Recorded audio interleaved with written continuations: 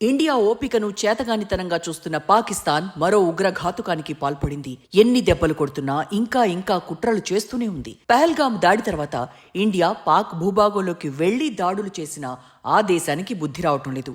అంటే ఆ దాడులు తమను ఏమీ చేయలేవని, తాము చచ్చినా కానీ ఇండియాను బతకనీయొద్దన్న దుర్బుద్ధి ఇప్పుడు దాయాది మదిలో మెదులుతున్నట్టుగా కనిపిస్తోంది. అందుకే ఇండియాను ఇరుకున పెట్టేందుకు ఏం చేసేందుకైనా ఆ దేశం సిద్ధమైపోతోంది. దేశ రాజధాని ఢిల్లీలో ఎర్రకోట సమీపంలో జరిగిన కారు బాంబు పేలుళ్లు మొత్తం దేశాన్ని షేక్ చేశాయి. దర్యాప్తు సూచిస్తున్నట్టు జైషే మహ్మద్, పాకిస్తాన్ ఉగ్ర నెట్వర్క్, స్థానిక సహకారం, మహిళా విభాగాలు ఇప్పుడు మొదటిసారి తెరపైకొచ్చాయి. 350 కిలోల అమ్మోనియం నైట్రేట్ వినియోగం, సూసైడ్ బాంబర్ పద్ధతులు, అంతర్గత పారదర్శకత లోపాలు ప్రజల భద్రతపై ప్రశ్నిస్తున్నాయి. కఠినమైన సమగ్ర వ్యూహంతో గట్టి చర్యలు తీసుకోవాలని తాజా దాడులు రుజువు చేస్తున్నాయి. మొత్తంగా దేశం ఒక క్లిష్ట పరిస్థితుల్లో జారుకుంటోంది. కంటికి కనిపించని తీవ్రవాదం దేశాన్ని గుల్ల చేస్తోంది. ఓవైపు రాజకీయాలు, మరోవైపు దేశ అంతర్గత సమస్యలు కల్లోలాన్ని పెంచేస్తున్నాయి. లేనిది ఉన్నట్టుగా, ఉన్నది లేనట్టుగా చెప్పడం నాయకులకు అలవాటని మనం ఈసురోమంటున్నాం. ఓవైపు బీహార్ అసెంబ్లీ ఎన్నికలు, మరోవైపు పలు రాష్ట్రాల్లో ఉప ఎన్నికలు. అసలు బీహార్ ఎన్నికలు దేశ రాజకీయాలను మారుస్తాయో లేదో తెలియదు, కానీ బీహార్ అసెంబ్లీ ఎన్నికల చుట్టూ దేశ రాజకీయాలు గత 3 నెలలుగా పరిభ్రమించాయి. ఈ నేపథ్యంలో దేశ రాజధాని ఢిల్లీలో పార్లమెంటుకు కూతవేటు దూరంలోని ఎర్రకోట సమీపంలో కారు బాంబు పేలుళ్లు ఇప్పుడు సంచలనాలకు కారణమవుతున్నాయి. ఎర్రకోట కారు బాంబు గుట్టురట్టవుతోంది. దాడి వెనక 4 ఉగ్రవాదుల్లో 3 మగ, 1 మహిళ ఉగ్రవాది కూడా ఉన్నట్టుగా భద్రతా సిబ్బంది అనుమానిస్తున్నారు. బహుశా వీరు జైషే ఉగ్రవాద సంస్థలో భాగమని నిఘా వర్గాలు అంచనా వేస్తున్నాయి. ఏప్రిల్ 2025 పహల్గామ్ దాడికి భారత సైనిక ప్రతిస్పందన తర్వాత ఈ దాడిని ప్లాన్ చేసినట్టుగా తెలుస్తోంది. ఆపరేషన్ సింధూర్ తర్వాత భారతదేశంలోకి వీరు చొరబడ్డారు. ఆదిల్ అహ్మద్ రాథర్, ముజమ్మిల్ షకీల్, షహీనా షాహిద్ అరెస్టుతో అసలు విషయం వెలుగులోకి వస్తోంది. షకీల్తో సంబంధం ఉన్న 2 ఇళ్లపై పోలీసులు దాడి చేసి దాదాపు 3000 కిలోల పేలుడు పదార్థాలను స్వాధీనం చేసుకున్న తర్వాత హర్యానాలోని ఫరీదాబాద్లో షకీల్ను అరెస్ట్ చేశారు. ఎర్రకోట కారు బాంబులో ఉపయోగించిన పదార్థం 350 కిలోల అమోనియం నైట్రేట్ కూడా ఉందని తేలింది. వాస్తవానికి ఎర్రకోట దాడి అరెస్టుకు భయపడి ముందస్తుగా రచించిన ప్రణాళికలో భాగమని నిఘా వర్గాలు లెక్కలు వేసుకుంటున్నాయి. ఉమర్ మహమ్మద్ పేలుళ్లో మరణించినట్టుగా పోలీసులు అంచనా వేస్తున్నారు. ప్రాథమిక ఫోరెన్సిక్ విశ్లేషణ ప్రకారం అమోనియం నైట్రేట్ ఫ్యూయల్ ఆయిల్ బాంబును సూసైడ్ బాంబర్గా పేల్చారని నిఘా వర్గాలు భావిస్తున్నాయి. సోమవారం ఉదయం ఢిల్లీలోకి ప్రవేశించినప్పటి నుండి అందుబాటులో ఉన్న సీసీటీవీ ఫుటేజ్ ద్వారా ఇది తేలింది. జైషే మహిళా విభాగం జమాతుల్ ముమినాత్ భారత విభాగానికి షాహిద్ నాయకత్వం వహిస్తున్నాడని కూడా దర్యాప్తు అధికారులు నిర్ధారించారు. ఆపరేషన్ సింధూర్ తర్వాత 2025 ఆగస్టులో నిధులను సేకరించి ఉగ్రదాడులకు రిక్రూట్లు చేయాలని కూడా ఈ బద్మాష్ పథకం వేశాడు. సింధూర్ దాడుల తర్వాత పునర్నిర్మాణంలో భాగంగా మహిళా విభాగాన్ని ప్రారంభించి మసూద్ అజార్ చెల్లెలు సాదియా అజార్కు బాధ్యత అప్పగించాడు. ఆమె మరో సోదరి సమైరా అజార్ ఆన్లైన్ తరగతులు నిర్వహిస్తూ దాడులకు మహిళలను ఉసిగొల్పుతోంది.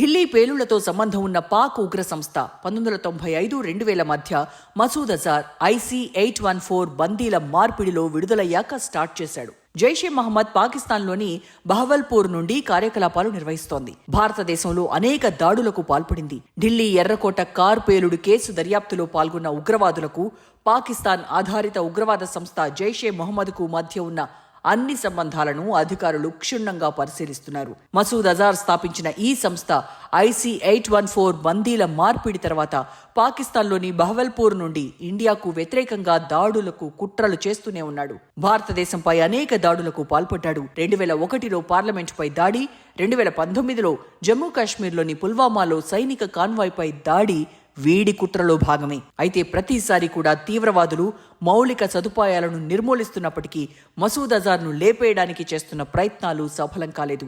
IC-814 హైజాక్కు సూత్రధారి అయిన మసూద్ అజార్ తమ్ముడు అబ్దుల్ రౌఫ్ అజార్తో సహా సీనియర్ నాయకులను మన ఇంటెలిజెన్స్ సిబ్బంది హతమార్చిన అజార్ మాత్రం తప్పించుకు తిరుగుతూనే ఉన్నాడు. జైషే మహమ్మద్కు పాకిస్తాన్ మద్దతు కారణంగా మసూద్ జైషేను పూర్తిగా ధ్వంసం కాకుండా చూసుకుంటున్నాడు. చచ్చినా తిరిగి జైషే పుడుతూనే ఉంది.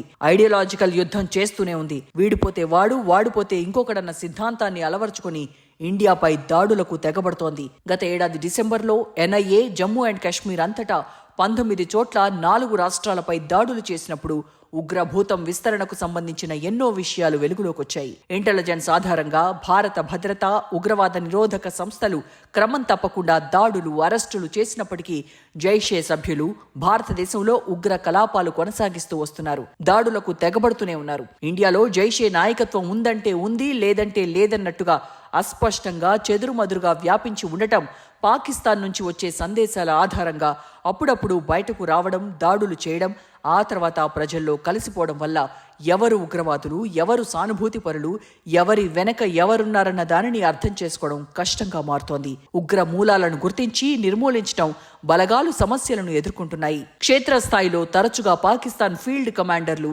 కశ్మీర్లో, ఇతర రాష్ట్రాలలో దాడులకు నాయకత్వం వహించడానికి నియమించిన ఉన్నత స్థాయి సిబ్బందితో కలిసి వీరు దాడులు చేస్తూనే ఉన్నారు. జూలై 2025లో భద్రతా సిబ్బందితో జరిగిన కాల్పుల్లో టాప్ జైషే కమాండర్ మరణించాడని జమ్మూ కాశ్మీర్ పోలీసులు చెబుతున్నారు. కానీ ఈ బృందం ఇంకా యాక్టివ్గా ఉండటానికి, లాజిస్టికల్ మద్దతును అందించడానికి స్థానిక సానుభూతి పరులేనని బలగాలు అనుమానిస్తున్నాయి. అందుకే ఈ ఉగ్ర దండును పూర్తిగా నిర్మూలించడం సైన్యానికి కష్టమవుతోంది. దాడులకు తెగబడేవారు ఓవర్ గ్రౌండ్ వర్కర్లుగా ఉగ్రఘాతుకాలకు పాల్పడుతున్నారు. వీరు ఉగ్రదాడులకు ఆయుధాలు, నిఘా, నగదు అందుబాటులో ఉండేలా చూసుకుంటారు. తరచుగా దాడి సమయంలో ఉన్న వాస్తవ పరిస్థితుల సమాచారాన్ని దాడులు చేసేవారికి, దాడుల కుట్రలు అమలు చేసేవారికి అందిస్తారు. కొన్నిసార్లు దాడులను వాయిదా వేయడం, లేదంటే దాడులను ఎలా చేయాలన్న దానిపై భద్రతా దళాలకు సమాచారం అందకుండా కుట్రలు చేస్తుంటారు.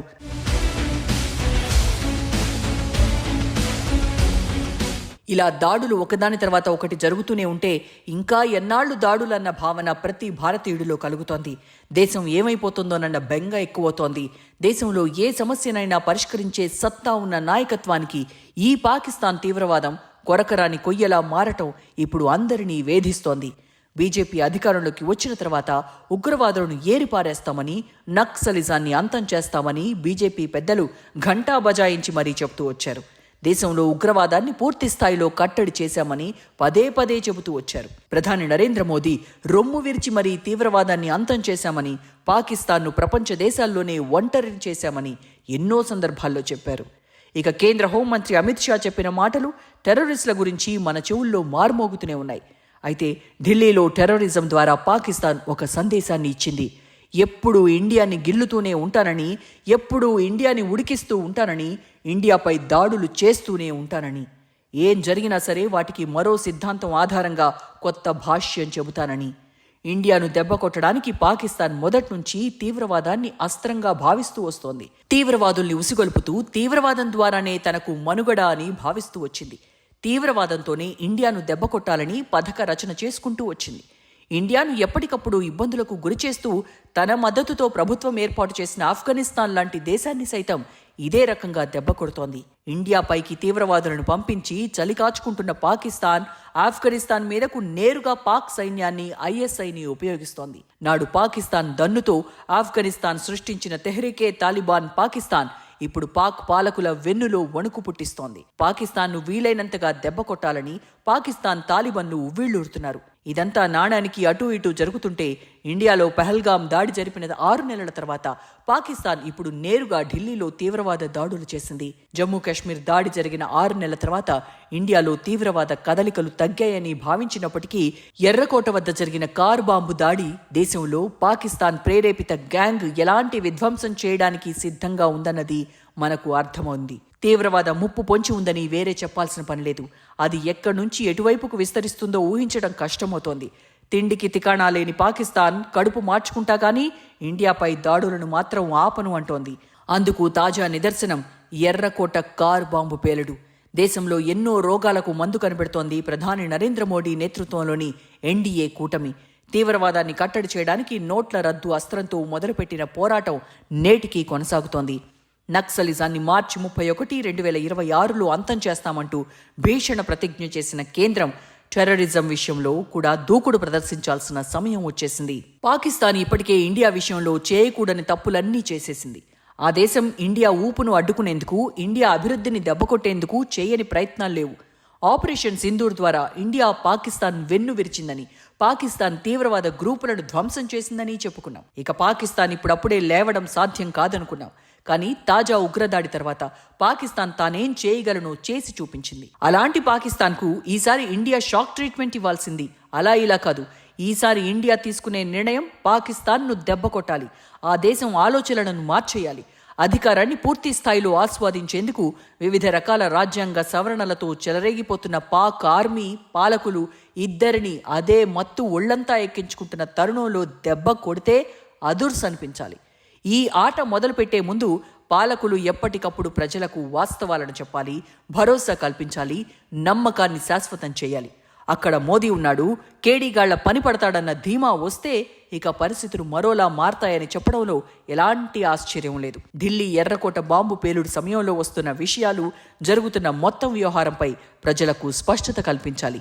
కన్ఫ్యూజన్ వల్ల సాధించేదేం లేదు. తీవ్రవాదం విషయంలో, మరీ ముఖ్యంగా పాకిస్తాన్ స్పాన్సర్ తీవ్రవాదం విషయంలో ఇండియా ప్రభుత్వం మొదటి నుంచి ప్రజలకు పూర్తి స్థాయిలో వాస్తవాలను వివరించాలని మేధావులు సూచిస్తున్నారు. దేశ అంతర్గత వ్యవహారాలు అన్నీ చెప్పాలని ఇక్కడ ఎవ్వరూ కోరుకోవడం లేదు. తీవ్రవాదులు దేశ రాజధాని ఢిల్లీలోకి వచ్చి ఎవరి మద్దతు లేకుండా ఎర్రకోట వద్ద పేల్చేసుకోవడం నిజంగా సంథింగ్ ఏదో జరుగుతుందన్న భావనను కలిగిస్తున్నాయి. ఇండియా విషయంలో పాకిస్తాన్ వెనక్కి తగ్గే ఉద్దేశం కనిపించడం లేదు. ఎప్పుడూ కూడా ఇండియాను టార్గెట్ చేస్తూనే ఉండాలన్నది పాకిస్తాన్ విదేశాంగ విధానంగా ఉంది. ఇండియాను టార్గెట్ చేస్తేనే తమకు మనుగడ అని ఆ దేశం భావిస్తోంది.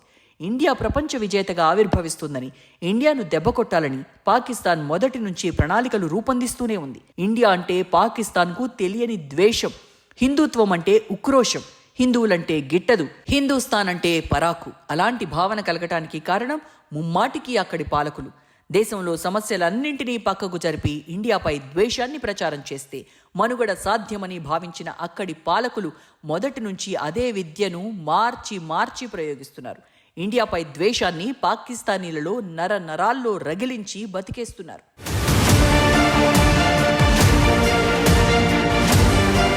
పాకిస్తాన్ సంగతి తేల్చేయాలి, పాకిస్తాన్ అంతు చూడాలి, ఆ దేశాన్ని అలా వదిలేయొద్దు.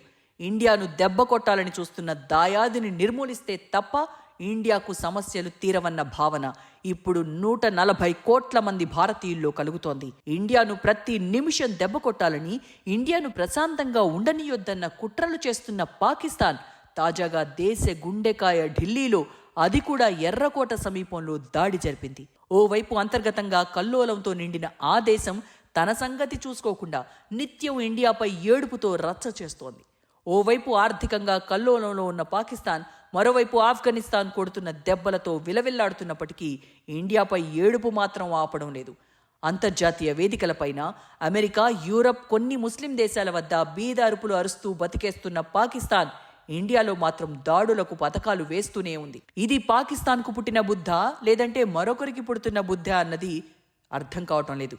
దేశ విభజన నాటి నుంచి ఇండియాపై పెట్టుకున్న అక్కసుతో ఆ దేశం సలసల కాగిపోతోంది. ఉగ్రవాదానికి ఆహుతవుతూ కూడా ఇండియాను దహించి వేయాలని చూస్తోంది. కానీ ఎన్నాళ్ళీ అరాచకమంటే అర్థం కాని దుస్థితి నెలకొంది. శత్రుశేషం లేకుంటేనే ఇలాంటి అరాచకాలకు ఫుల్ స్టాప్ పడుతోందని సనాతనవాదులు చాన్నాళ్ల నుంచి చెబుతూ వస్తున్నారు. ఇప్పుడు కాకపోతే ఇంకెప్పుడు పాకిస్తాన్ సంగతి తేల్చేయాలి అంటున్నారు.